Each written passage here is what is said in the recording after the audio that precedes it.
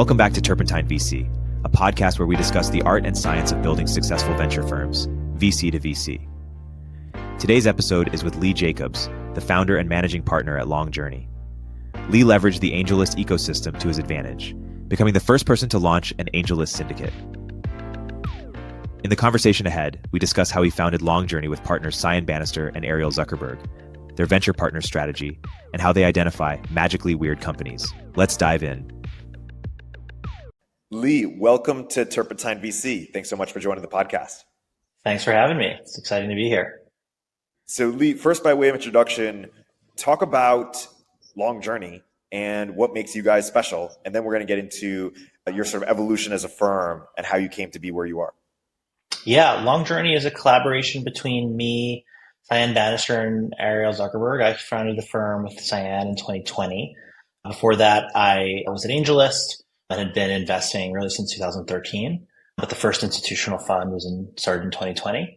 And we are a pre-seed seed fund really focused on, we're very values oriented. And the first value on our website is our thesis, which is to chase the magically weird, which means that we think the best companies look pretty weird at the time. So historically, through my track record and Cyan and then the rest of the team, we've been really good at finding things that we think most people are a little afraid of investing in, but we think that is interesting and takes a little bit of courage to invest in, and then they become great things. So yeah, that's our fund. So Long Journey itself has been a long journey. You mentioned starting 2020, but that's really, on top of what you've been doing throughout the 2010s. I know you had a bunch of different investing efforts that you got off the ground and had some success with. So why don't you take us a tour of how this actually came to be? Because a lot of people look at people who have big funds and, even people who didn't start a massive company or plow in a ton of their own money into it. They ask, how did they do it? And you have a really interesting story. So why don't you tell your journey?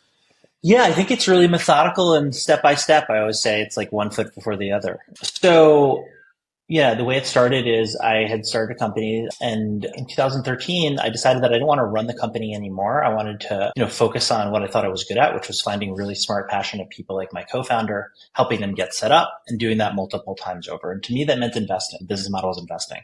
I think one general theme was I wanted to do something, and then I organically tried to solve that problem. And as you said, we now are, slightly under $500 million in AUM. And it started with a $150,000 LLC that I raised from family and friends in 2013. And so I raised $150,000. It probably took me about a year to raise that money. I did something kind of crazy, which was I invested in 3 companies out of that fund, which talk about really concentrated. It's a pretty concentrated strategy. And I got lucky. I invested in a company. It was called Descomplica. It's one of the leading ed tech companies in Latin America. That company started to grow really quickly, and then a very hot Series A came together. And I was like, man, I have this $700,000 allocation in the company. How am I going to fill this in 1 week? It took me 6 weeks to fill the allocation, just the $150,000 fund. And then Naval at AngelList announced syndicates, and I thought, wow, this is pretty interesting. I should give it a try. So I was the first person to do an AngelList syndicate in 2013 for Descomplica, and it really changed my life. It went from, scraping together and trying to figure out how to get LP dollars to writing a $700,000 check in, under a few days. It was raised in a few days. So that was really the first breaking point for me, which was okay, I can really leverage this AngelList ecosystem. I can continue to find interesting investments. And then I had the ability to write bigger and bigger checks. That was the first real step. And then eventually I ended up working for a guy named Mark Sugarman at MHS Capital. And I think he noticed that I, was good at identifying really interesting companies for others. I spent about a year with him. I learned a ton from Mark. Mark and I have very different strategies. He's kind of like the Warren Buffett of early stage investments. He does about 2 deals a year. We do a little bit more than that at Long Journey, but I learned a ton about how to think about, really the number one thing I learned from him was I remember him telling me something he was excited about a company, and he said, I really hope no one else likes this company. And it's a little bit counterintuitive because at the time, most people are well, is this a hot company? Is it is this going to be an A16Z or Sequoia round? But Mark was I really hope no one else likes it. And I was that's pretty interesting. And so I really understood at that lesson that what you're really trying to find are gems, things that other people see, that you see that other people don't. And that's where alpha's from. So that lesson was really important to me in the beginning. And then after about a year with Mark, Naval asked me to come and join him at AngelList. And the idea was that I would start the first version of what became Long Journey at AngelList. And Naval was just looking for more people like me, more people that had access to deal flow, but didn't necessarily have the capital. So my job was to go find the next generation managers. And then at AngelList, I started the first version of what became Long Journey. So that fund was called Edelweiss. In that period, we recruited a guy named Brian Balfour, who was the VP of growth at HubSpot, now runs Reforge, Elaine Wary, who sold Meebo to Google. And the three of us came together and started the first version of the fund. And initially, it was a lot of Todd and Elaine's money and a very little bit of my own. But the same thesis, it was just like go scrap and find things that we thought were independently interesting that we didn't really care if other people thought were interesting or not, and make investments. In that period, we invested in Loom, which just sold to Atlassian for $1 billion. We invested in Crusoe Energy, which is, I think going to be the leading AI infrastructure business, or one of the leading AI infrastructure business companies. We invested in PayJoy and a lot of really great things in that period. So that was sort of the period when I was at AngelList. And that's where I met Cyan.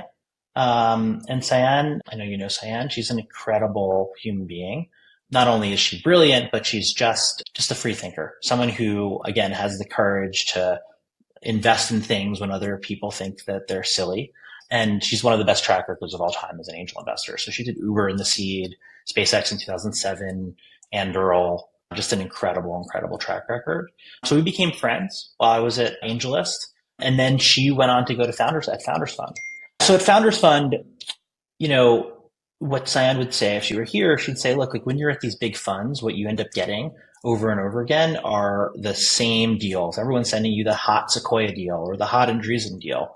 But the deals that I would send her, like Crusoe or Pipefy or Mindbloom, which is a psychedelic medicine company, were things that no one else was sending her and were independently interesting.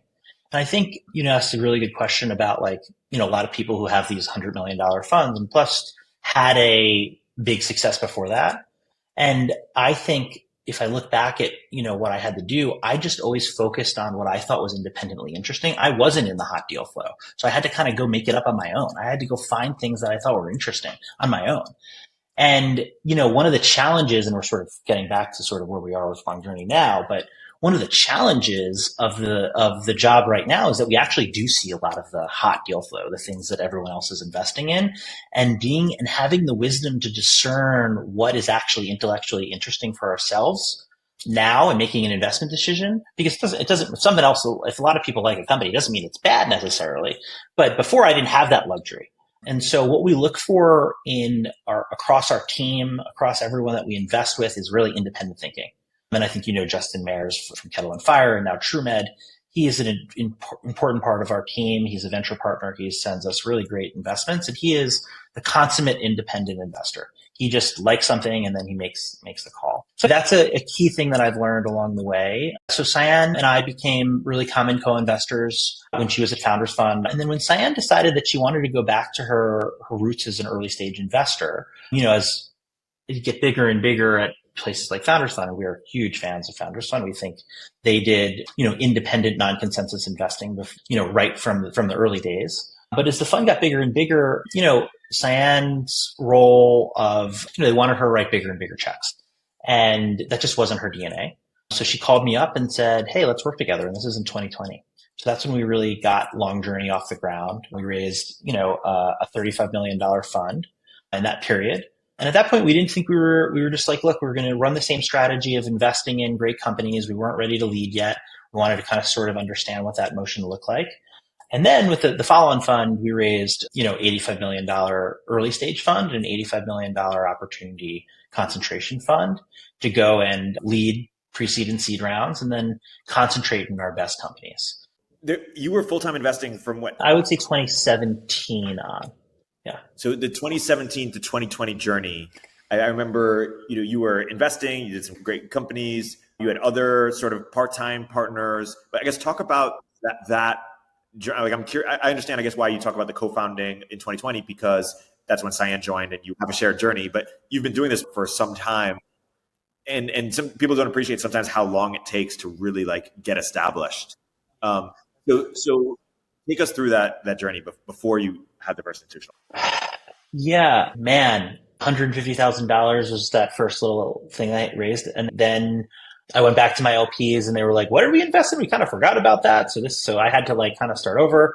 And so then I was just able to do AngelList Syndicates. And so one after the other. And it was hard, man. I mean, the thing about, look, I love AngelList, but the thing about doing these SPVs was that you're selling on both sides. You have to convince the founder to let you into a company and say, hey, by the way, I'm not sure if I have the money yet. And then you have to go on the other side and tell the LPs that, there's this company, but you can't meet them. And please trust me, like invest in 2 days. So it's really a hard thing to do. So yeah, those SPVs were very hard in the early days, but you had to sort of, with MindBloom, which is another one of our large, success stories. It took about 9 months to raise the SPV to do the seed investment in that company. One company to raise like 9 months. And you just kind of just have to keep going and believe in yourself. I don't know what else to say. Like I believed in what Dylan was building. I believed in the importance of the medicine and what psychedelics was for the world. And I just was willing to just keep making calls. And eventually we found some good LPs for that. And we ended up leading that round. And it's a good example of like the company could have taken money from other people, but it was weird at the time. Psychedelics was quite weird at the time. So yeah, there was a lot of different bumps in the road, but I appreciate you saying, you just have to put one foot in front of the other and just keep going. Hey, we'll continue our interview in a moment after a word from our sponsors. AI might be the most important new computer technology ever. It's storming every industry, and literally billions of dollars are being invested. So buckle up. The problem is that AI needs a lot of speed and processing power. So how do you compete without costs spiraling out of control? It's time to upgrade to the next generation of the cloud, Oracle Cloud Infrastructure, or OCI. OCI is a single platform for your infrastructure, database, application development, and AI needs. OCI has 4 to 8 times the bandwidth of other clouds, offers one consistent price instead of variable regional pricing, and of course, nobody does data better than Oracle. So now you can train your AI models at twice the speed and less than half the cost of other clouds. If you want to do more and spend less like Uber, 8x8, and Databricks Mosaic, take a free test drive of OCI at oracle.com/turpentine. That's oracle.com/turpentine. Oracle.com/turpentine. This episode is brought to you by WorkOS.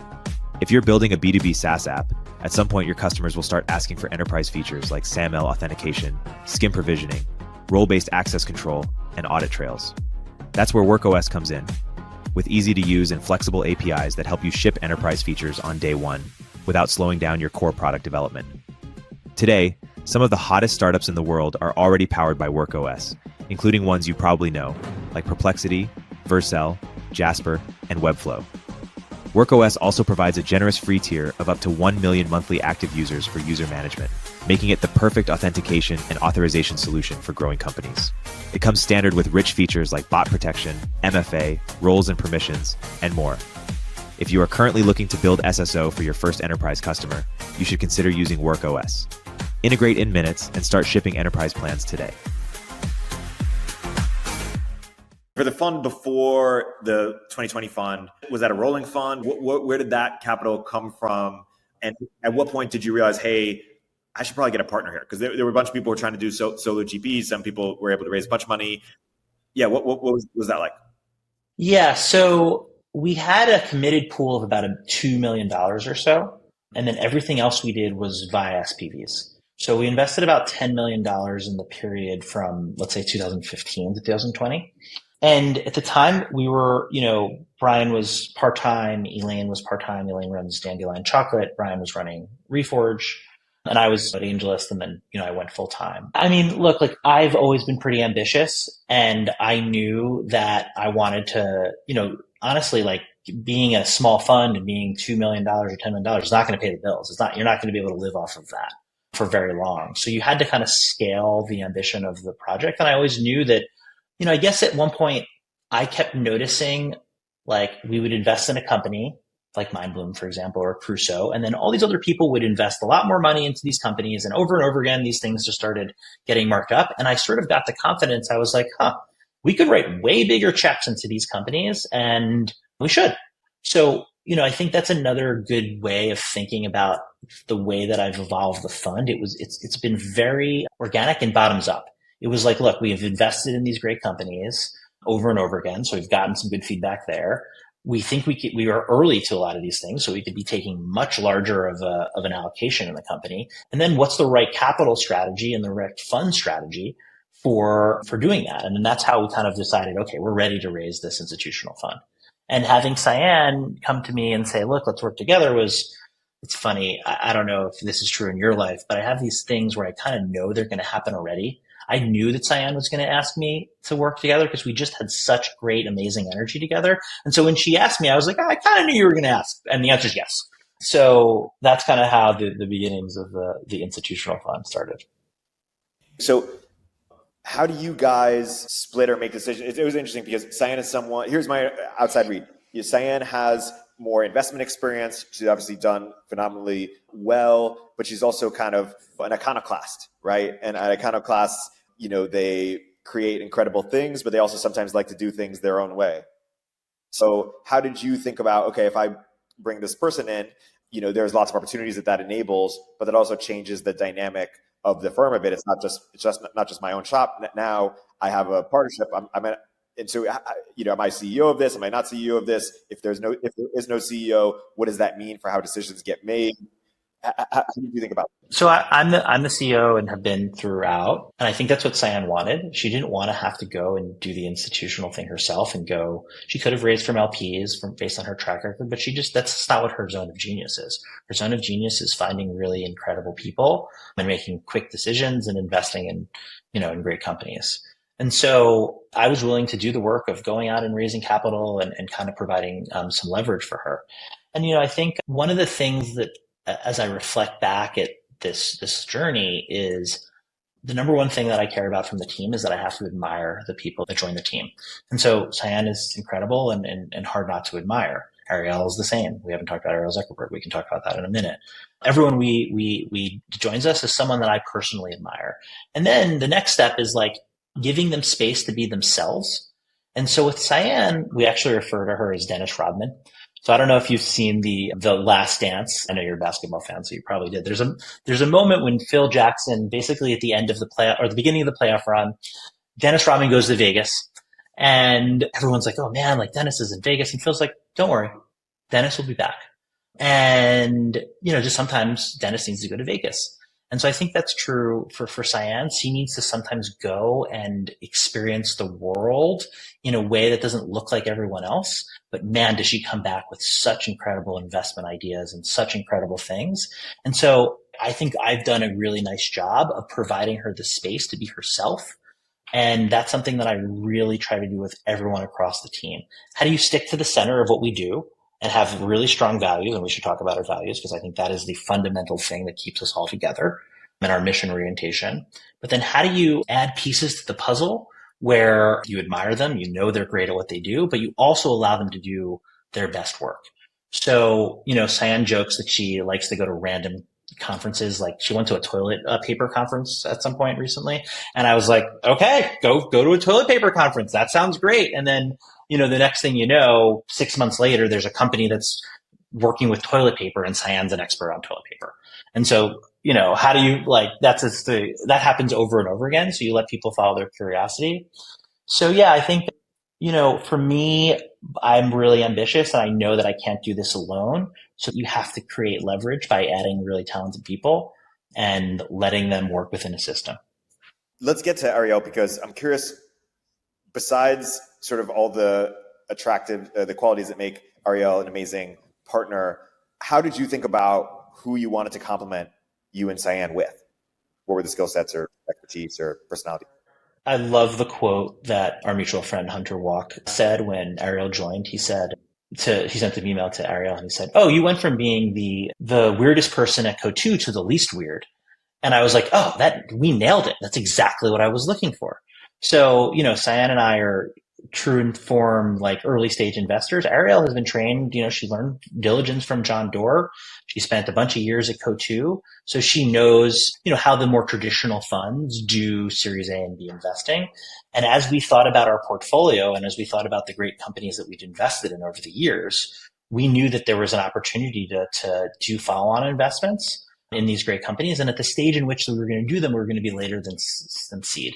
And Arielle was the perfect blend of that. She still has the values and mission orientation, and I think to her is very strange and weird in the best way.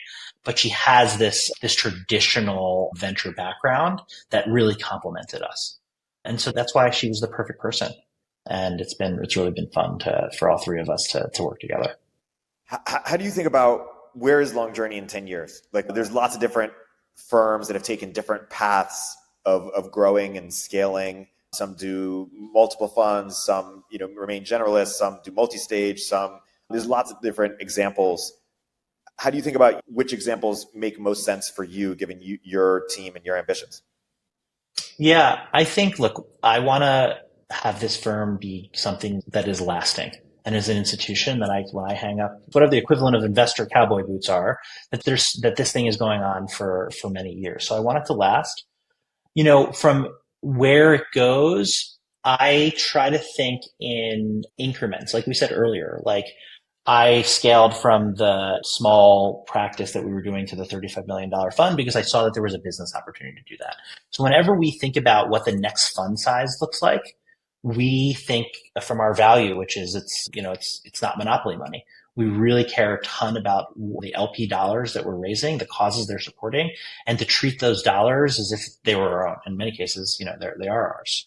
So when we raised the Opportunity Concentration Fund, we saw that there was a great opportunity to invest in some incredible companies at a stage that was later. And then so the question then became, okay, like what size check do we want to be writing into those companies? What's the right portfolio, the number of companies you want to get to where you can have enough concentration, but have enough diversification? So every new fund, we sit down and think, okay, where is the market telling us there's a business opportunity? And so I try not to predict these things, but over the course of, the 15 or whatever years I've been doing this, we've been quite good at finding where there is alpha. So I think we will continue to be ambitious and continue to grow. And we've really scaled our AUM, I guess from 35 to under $500 million in 4 or 5 years now. So I think that trajectory may not be the exact same, but it has to make sense for our LPs and everyone involved for us to grow on a step-by-step basis. Hey, we'll continue our interview in a moment after a word from our sponsors. Hey all, Erik Torenberg here. I'm hearing more and more that founders want to get profitable and do more with less, especially with engineering. Listen, I love your 30-year-old ex-FANG senior software engineer as much as the next guy, but honestly, I can't afford them anymore. Founders everywhere are trying to turn to global talent, but boy, is it a hassle to do at scale, from sourcing to interviewing to on-the-ground operations and management. That's why I teamed up with Sean Lanahan, who's been building engineering teams in Vietnam at a very high level for over 5 years to help you access global engineering without the headache. Squad, Sean's new company, takes care of sourcing, legal compliance, and local HR for global talent so you don't have to. With teams across Asia and South America, we can cover you no matter which time zone you operate in. Their engineers follow your process and use your tools. They work with React, Next.js, or your favorite front-end frameworks. And on the back end, they're experts at Node, Python, Java, and anything under the sun. Full disclosure, it's going to cost more than the random person you found on Upwork that's doing 2 hours of work per week but billing you for 40. But you'll get premium quality at a fraction of the typical cost. Our engineers are vetted top 1% talent and actually working hard for you every day. Increase your velocity without amping up burn. Head to choosesquad.com and mention Turpentine to skip the wait list.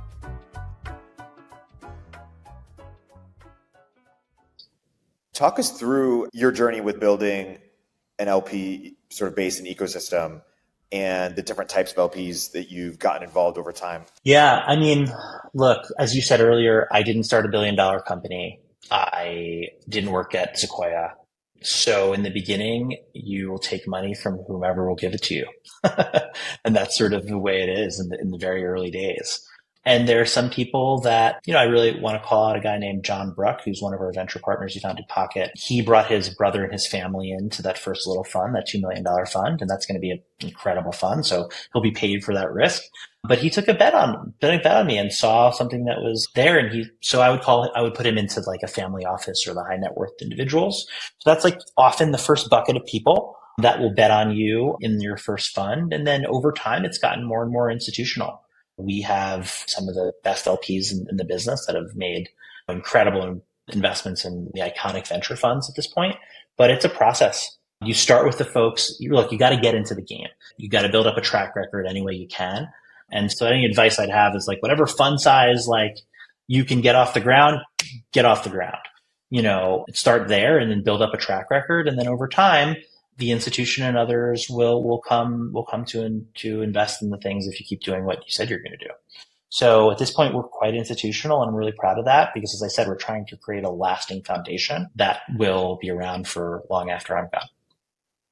And when you say institutional, are you referring to endowments or which kinds of institutions? Yeah, we have foundations, endowments. You're right in saying that like LPs look very different. So there are very wealthy billionaire folks that have run an institutionalized family office practice. We certainly have those, but we also have endowments and foundations. It is interesting. Talk about the opportunity fund. Like, do you think that is something that more funds should be doing? Or how did you think about that as opposed to just like a growth fund? Or talk about the pros and cons there. Yeah. Look, as I said, it's always step function wise. And so we didn't go out and say, okay, we're ready to lead growth deals. We're ready to go compete with, I don't know, who's the best growth investor there is and start leading deals. That's not in our DNA, and that's not who we did. But we did think we have proprietary access to early stage companies that other people don't appreciate yet. And these things are ready to grow at a new inflection point, whether we can write a $3 or $5 or $7 million check into the businesses. And so that's how we decided to raise what we really think of as a concentration fund. And now actually we've actually combined the vehicles into one fund. So we have, same amount of capital basically between an early stage and opportunity fund, a concentration fund into one vehicle. And I actually think that's the more natural thing because the dollars should compete with one another. But I'm not upset about doing that concentration opportunity fund. I think it'll be a great fund. And it was born out of what we saw in the market was that this real opportunity to invest in these great companies that were not seed businesses. But now I think putting them together makes a ton of sense because, the dollars should compete with one another and allows us to be more flexible and be more nimble. If the market changes at the early stage, which I think it's going to be very hard for a lot of other fund managers to raise early stage funds these days, there may be more opportunities to put more capital into those companies. Or if we get, we have some companies now that are looking like they'll be multi-billion-dollar businesses. So at some point we have to say, okay, maybe we should put back up the truck and put a lot and concentrate into those companies. So having it in one fund, I think, is the more natural thing. That makes sense. And are you a believer in generalist funds? I guess, like, have you been tempted at times to create specialist funds for certain asset classes that were emerging?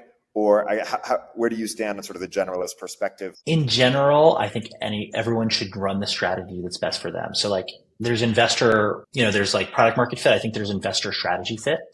That said, I have a strong bias toward generalist funds because if you look back at the history of this business, Peter Thiel, John Doerr, Moritz, they've been generalists. And I think that's because thesis orientation tends to be backward facing instead of forward facing. I'll steal what Brian Singerman said on stage the other day at Upfront. He said, if there's a name for a category, it's probably already too late. And so I really think that's true. That's why our thesis of Chase the Magically Weird allows us to invest across, certain areas, but always with the lens like, is this weird at the time? And so when we did an AI investing and, we invested in the seed round of a company called Together AI and the seed round of Crusoe and many others, those businesses, AI was not hot. It was not a thing yet. And obviously, people knew what AI was, but it's not where we are today. And so I think you end up staying in a thesis, going and looking for those things, and then you may be too late. So I'm a big fan of being a generalist. That makes sense. Talk a bit about your venture partner strategy, because that's something that you've believed in for a long time and have gotten a lot of leverage from in different ways. So talk a little bit about what you guys do, how you operationalize it, and some of the thinking behind it. So it really came out of this operator angel concept out of AngelList, where the realization that we had at the time was that the best deals and the best companies were going to go to other founders and people that were in the game as they got started. And so now you're seeing a proliferation of scouts, and this has become a thing, but it was, not an obvious idea in 2015 and 16. And that's where it started. So I went out and found the best people that I thought were really great at helping companies, but also had good deal flow and had a good eye. So Brian Balfour is an incredible example of that. He's been known for incredible growth, his growth writing, but also having the leverage in the platform of Reforge was important. So we banded together, and I think we've been extremely generous with how we compensate these folks, because the concept is these people can go raise their own fund. They can go raise a 10 or 20, $30 million fund. And of course, it's hard, but people that we look for, that have the track records that we look for when we do this, can. And so you have to sell them and show them that there's a lot of leverage in being part of the group. So, Justin, for example, or Pascal, when they have signed up for our venture partner program, they were like, great, like I get access to Cyan and Scott. Scott is Cyan's husband and part of our extended team. He's an advisor to the fund, gets access to my deal flow and gets access to Cyan's deal flow. And so they have to believe that it's better together than going on their own. And so I like to tell people that, the venture partners on our website are not just random people. Like there's a few funds out there. One of my friends is on a website of a fund and he actually had no idea. So that's just an example of some people talk about advisors. These venture partners are like people we talk to every day and are a core part of what we do. And we give them fund level carry. We don't believe in go find something and then go fight for everyone else for your deal. That doesn't work. We get paid by fund level carry. Our LPs care about how the fund does. I want our venture partners to be incentivized in that way. And that's really important. And so, the last thing I'd say is we talked about earlier, what I'm looking for is independent judgment. People that are investing in things that they truly believe in, that it doesn't matter what else anyone else is doing, and have had a track record of doing that over and over. And then Justin has an incredible track record. Pascal Levy-Garbeau is another venture partner who was, the first check into Checker, early in Notion, has an incredible early stage track record, but, he's not famous. He just does the work. And that's what I really love about him. So. I asked one of your historical venture partners why they chose the path as opposed to kind of just doing their own thing. And they said that the carry was equivalent to what they thought they could raise on their own. And they didn't have to do any of the fundraising work. So that's a compelling offering. Totally. Exactly. So you can't have a lot of those, obviously. So you have to pick very carefully. And that's how it works. You alluded to it earlier. To talk more about on the values level, how you guys think about this, because most or a bunch of venture firms have people problems, right? Because there's often no CEO and, people don't know how to make decisions. And then it's hard to leave because sort of the way that vesting works. And yet you guys all really love each other. So what makes Long Journey work so well? Yeah. So I like to think of values are something that you live by, but you don't necessarily know that you had them until you sort of call them out. So it was Henry Kravis who founded KKR who asked Cyan and I think 2 years or so, he said, tell me the only thing he wanted to know about us was what our values were. We were sort of taken aback by that. So we sort of stumbled through the question but then we sat back and said, okay, this really matters. We actually have these values and we need to be able to articulate them. So we went through a very hard process. And I think people ask me what's something that I'm surprised by that I know now that I didn't know before, was how much this actually mattered. Values can be something that people say, oh, we're going to put them on the wall. They're going to be cool. People are going to point to them, but they actually are the fundamental thing that drives people together. So Chase the Magically Weird is the first one. It's we talked about it. It's the North Star for what we look for in investments. You look back historically at the best things we've ever done, the one theme, and this is true, I think, about Naval and Elad and all these great investors, that the companies look quite weird at the time. So we've really institutionalized that. We also do magically boring businesses run by crazy people. So think like Carta or Flexport, but that's the fundamental first value. Another important value that I really love is to be a bubby. So a bubby, I always love the story. It wasn't the Zuckerberg or the Jacobs that came up with being a bubby. It was the Banister, who's not Jewish. And being a bubby is basically like a Jewish grandmother. So that's how we interact with our founders. We try to be really loving and open and caring, but also, tell them how it is and tell them and be stern about it. So that's another core value. And then, we talked about it's not monopoly money as well. So those core things are things we really, really believe in at the firm. And then something that I think is another thing that I didn't realize and didn't fully appreciate when I started, and now that I do, is how much mission orientation matters. So something we really talk about a lot is like, how do we don't lose our soul? You said that all of us get along. You're right. We're very close. And as we start scaling and adding new people and all these things happen, like the thing that we really care about is like, how do we not lose our soul? And so Cyan and Scott have had an incredible impact on me personally around this. And I think it becomes the general thing that all of us are tied to. So they've done really well. Obviously, they've invested in some iconic companies. Scott was the first investor in PayPal, its first board member. He's on Postmates. He invented AdSense, which is not that well known. I mean, he doesn't need to work. The same, of course, for Cyan is true. The reason why they work as hard as they do is because the mission orientation they have. Their money and the things that they're excited about into the world or about the causes are going to go to the causes they support. And so they have very particular causes that they care a ton about. And that's what they work for.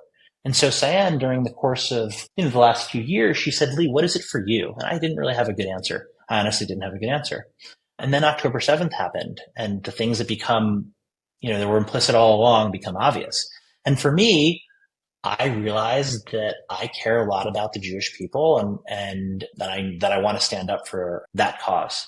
So, hopefully when many of these funds do extremely well, I will do well by the Jewish people and contribute to those causes. And it's something that I've started to do. And frankly, since I made that commitment, our portfolio is going like crazy. We've raised more money. I mean, it's just really pretty incredible. So once you have this sort of center piece, I now know what makes Cyan and Scott incredible, what they do. It is finding this mission and just saying, like I like to ask myself, like when something's really hard, I'm like, well, I know now why I'm doing it. It's for Israel. It's for Israel. I say that's like as a joke, like for the Jewish people. And I'm not saying people should all be pro-Israel or not. I'm saying people should find that thing and find that thing for themselves and make it and tie it into their work, because that's how they're going to do their best work. So I don't know if that answered your question, but it was a long-winded way to say mission matters. It's really interesting because, for many people, especially in their 20s, right, they're motivated by money. They're motivated by sort of status. They're just trying to make it, right? And then you get a little bit of that. And some people get hooked and need it forever, but some people get enough, especially, through funds in, and they're, someone like Cyan has been doing this for so long, obviously Scott too, right? And it's like, okay, now I have that. Now it's not motivating enough to just work for that. Need a bigger mission. And so it's interesting to see people like transition to something like that to make it more durable and long term. Yeah, I think it's true. I have this idea of like standards inflation.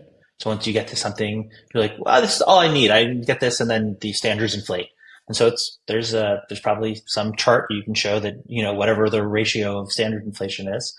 And I think that is the treadmill that you can be on. But if you find something that you really care about, it doesn't work that way. It's sort of, one of my coaches would say that it's an infinite game. Zooming out, what is something unique about your approach to venture or fund building that we haven't covered that you feel our audience should know? Yeah, I mean, I think my belief is that venture has become, I like to think of it as like the Hollywoodization of the industry. 2020, 2019, there was just these heydays where people came into the business trying to make a lot of money, frankly. Like they were just and nothing wrong with money. We're all capitalists. We love money. But I think we lost a little bit of that risk-taking appetite, the ability to like have the courage to put your name on things that were weird and out there. And, I think if you listen to sort of the origin story of Sequoia, the origin story of Founders Fund, I mean, Sequoia in particular, like those people that were doing venture were outcasts. They were very weird. It sounded like a crazy thing. Now it's become sort of a thing that everyone wants to do. Everyone's got these funds. And I think that ends up doing is it ruins, I think it's bad for returns, because I think this business is supposed to be about like investing in things that are out there and weird and then, getting paid for that. So I think frankly, what I've noticed is people will invest in the things that they think are going to be marked up quickly. And that's like a short-term optimization. They've been paid for that short-term optimization, but I would give people the advice, like if they want to get into this business, like stick to your guns, do the things you believe in. And over the long run, over the long journey, things can work out. And I think that's like a very important thing. So when we think about what we do at Long Journey, we think of it as old school venture. We are willing to take risks on things where others aren't. We validate those investments. I mean, often what will happen is, because of our reputation, we'll make an investment and other people on the sidelines who aren't sure if they should make the investment will come in. I think that's a really important thing to do. We do for our founders. And so over and over again, that's what we want to be known for. We want to be known for the folks that have the courage to put our names on things when maybe it's not cool to do that. To that end, how do you think about competing at seed? It's very competitive, right? The SUSAs, the first rounds, all these firms have been around for longer and thus have had more success over a longer period of time. How do you think about establishing yourself? Because of your thesis, you're sometimes or maybe often chasing things that other people aren't chasing, but sometimes you are, right? You mentioned at the beginning. So how do you think about competing? Yeah, absolutely. There are moments when we're competing. I think at our fund size, in terms of and this is another way that I think it's important to have grown organically, at our fund size, if you look at our team and the breadth of experience, there's no one else that has that. I mean, if you think about the companies that we've been a part of, the experiences we've had as operators, there is no other fund that has that at our fund size. And so that's how I think about it. It's the breadth of experience. I mean, Scott was the first investor in PayPal. We've, I think, been a part of about 40 unicorns at this point collectively. So that's how I think about it. And what's your model of how you partner with entrepreneurs to the extent that anything is distinct? Like, what is your SLA to them, or what is your sort of understanding of when a partner takes Long Journey, or when a company takes Long Journey money? What should their expectations be about how Long Journey will work with them in a way that's perhaps distinct from other? Yeah, this is back to the concept of be a bubby. And actually, another next level down is we don't talk about value add internally, really. We talk about being hospitable. We're very hospitality focused. So, Mike Wang, he's an incredible experienced designer, he's our head of platform. We really think about how do you create situations in which founders are going to be able to think out of the box and to take on their business challenges in a new lens. So Mike did this fun thing where Cyan's barber is this guy that does Gwyneth Paltrow's hair. And we actually designed a barber shop. So we had him come in and cut hair for founders and other investors and people in our community. We designed this really fun concept of a barber shop. And it just gave people an ability for other founders and other investors and other people to talk in a setting that was not normal. What I hate about any VC event, I'm sure you've been to them, is a boring dinner where you just talk about the future of AI. That is we've all been to that dinner, and that's just not valuable to the founders, not valuable to anyone that's there. We like putting people into positions where it allows them to really think about their business challenges in new ways. So we're very oriented around doing events that do that. And we've had companies get started out of the things that we've started. We've had breakthroughs in businesses occur in these types of scenarios. But more specifically, it really just depends on the business. I like to think of it as in general, if a company needs a lot of help from their VC, they're screwed. I mean, that's just kind of our generalized thought. If they think we need to run the company, that's probably not a good sign. That said, all of us I said earlier have incredible experience running companies or being part of these businesses and can be strategic. So we try to do this in a push mentality instead of pull. We do not require a certain amount of meetings from us and things like that. We try to let the entrepreneurs show us where the problems are and then solve them in a bubby and hospitality sort of way. Another thing I would say is what Mike likes to say is we like to be the spiritual center for our founders. So we really care about coaching and giving people sort of this spiritual guiding light to how they can write a company. And back to sort of what I was talking about, the mission orientation. We want the same level of care and mission orientation that I have to the founders that we back, and help to kind of let that come out and let them authentically be themselves. That makes sense. And for the fund size and sort of, companies per fund or per year, how did you guys land on those numbers? Or how do you advise other fund managers on how to think about those things? So Arielle is a nursing mother, so it's important when I say this. It'll make sense in a minute. We were just talking about what our portfolio construction was. What's the shape? Is it a triangle? Is it a pyramid? And Arielle said, no, it's a nipple. And that's actually, I thought, pretty dead on. So we have kind of this wide base of companies that we invest in, and it's something like 30 or 40 core investments we make. And then we have a very concentrated top to the nipple, if you will. And so we believe in the founders fund mentality of concentrating in your winners and kind of being ruthless about making sure we have the dollars to do that. So that's how we think about it. So I tend to think that as I said earlier, like our experience and breadth, we have really great deal flow. So we have this opportunity to have a little bit of a wider base than someone like Mark Sugarman, for example, who's an incredible 2-deal-a-year kind of person. And then once they start progressing and they really hit inflection points, we try to pile capital into them. And that's really worked. We start owning a good amount of a lot of our companies now because we've decided to double and triple down into those things. And as we build up that nipple. Yeah. And just on that note, what are some of the biggest long journey companies in the portfolio that people should, have their eyes, focused on? Yeah, I think Together AI is going to be a $100 billion company. I think Crusoe is going to be a $100 billion company also. These are just core fundamental infrastructure for this AI revolution. And, both of them are taking very different paths. Crusoe, in the case of, they really are solving the energy problem. So what they do is basically go out and get stranded energy, whether it's natural gas that's burned off in flares or it's solar that doesn't make sense to put into the grid. And they create mobile data centers that are now powering the AI revolution. And that's a business that, is run by a guy named Chase Lackamiller, who, knew that energy was going to be a huge part of the future of compute. He knew that, in 2017 and 18. And then Together is a really important infrastructure player for open source LLM. So, when Vipul told us about the business, OpenAI was starting to proceed, but no one really took open source LLMs seriously.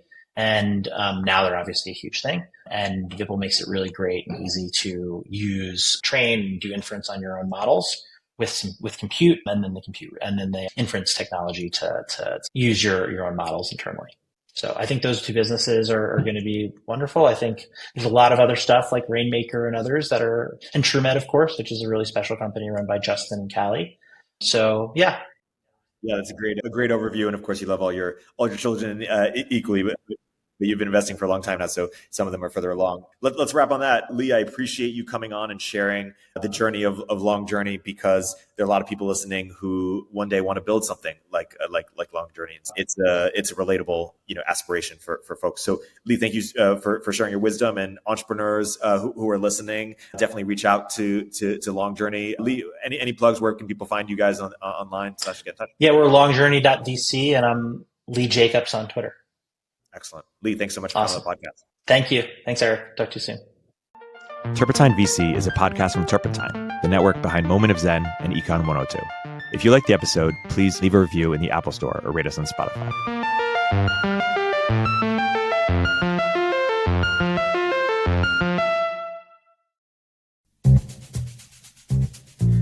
Hey everyone, Erik here. At Turpentine, we're building the first media outlet for tech people by tech people. We're the network behind the show you're listening to right now. We have a slate of hit shows across a range of topics and industries, from our AI and investing cluster of podcasts to shows that drive the conversation in tech with the most interesting thinkers, founders, investors, and influencers, like Econ 102 with Noah Smith. We're launching new shows every week, and we're looking for industry-leading sponsors. If you think that might be you and your company, email me at eric@turpentine.co. That's ERIK @turpentine.co, and let's partner together.